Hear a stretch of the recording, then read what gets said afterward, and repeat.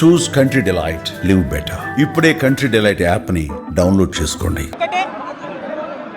2 వారాల క్రితం నేను గౌరవనీయులు పెద్దలు కేసీఆర్ గారికి ఒక లేఖ రాయడం జరిగింది.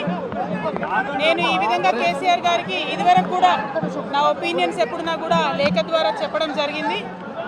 అయితే ఈసారి నేను మొన్ననే చెప్పున్నాను, కుట్రలు కుతంత్రాలు జరుగుతూ ఉన్నాయని. నేను చెప్పిన కొద్ది రోజుల్లోనే మరి నేను అంతర్గతంగా కేసీఆర్ గారికి రాసినటువంటి ఉత్తరం బహిర్గతం కావడం అన్నది, ఇది మరి ఏం జరుగుతుందో అన్నది పార్టీలో ఉన్నటువంటి మనందరం, తెలంగాణ ప్రజలందరూ కూడా ఆలోచించుకోవాల్సినటువంటి విషయం.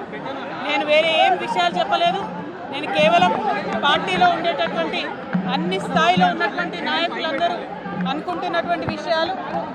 దాదాపు సగం తెలంగాణ నేను ఈ సందర్భంగా ఈ మధ్యలో టూర్ చేసినటువంటి సందర్భంలో తెలంగాణ ప్రజలు అనుకుంటున్నటువంటి విషయాలను మాత్రమే నేను పెద్ద ఎత్తున చెప్పడం జరిగింది తప్పితే నా పర్సనల్ ఎజెండా ఏమీ లేదు. నాకు వ్యక్తిగతంగా ఎవరి మీద ద్వేషం లేదు, ఎవరి మీద ప్రేమ లేదు. కానీ నేను రాసినటువంటి లేఖ చాలా అంతర్గతంగా పార్టీలో మా నాయకుడికి రాసినటువంటిది. అటువంటిది బహిర్గతమైందంటే మరి దాని వెనుక ఉన్నది ఎవరన్నటువంటిది ఆలోచించుకోవాల్సినటువంటి సందర్భం. I have return to my father Shri KCR గారు feedback which I got from every stature of the leader from our party and from Telangana people broadly 2 weeks back.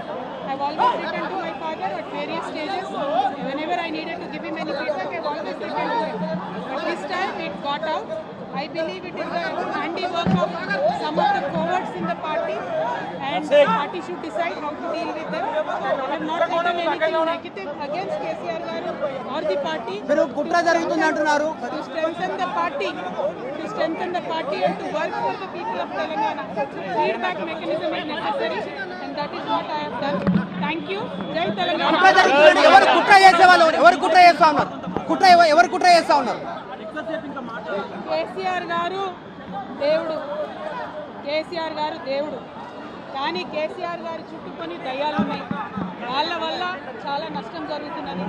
పార్టీలో ఉండేటటువంటి నేను కేసీఆర్ గారి కూతుర్ని, అంతరంగికంగా నేను రాసినటువంటి లేఖనే బయటికి వచ్చిందంటే మరి ఇతర సామాన్యుల సంగతి, ఇతరుల పరిస్థితి ఏంటి పార్టీలో అనేది ఇవాళ చర్చ జరగాల్సినటువంటి అవసరం ఉన్నది.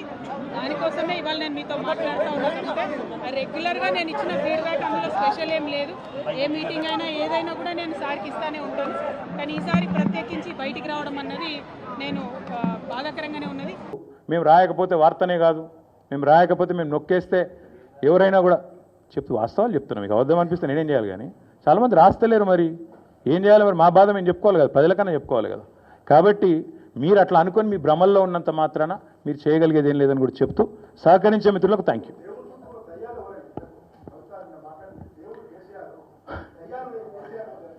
బ్రదర్, మీకు ఒక మాట, ఇంత ఇంపార్టెంట్ ఇష్యూ చెప్తే నువ్వు దేవుడు దయ్యం అనబడుతుంది.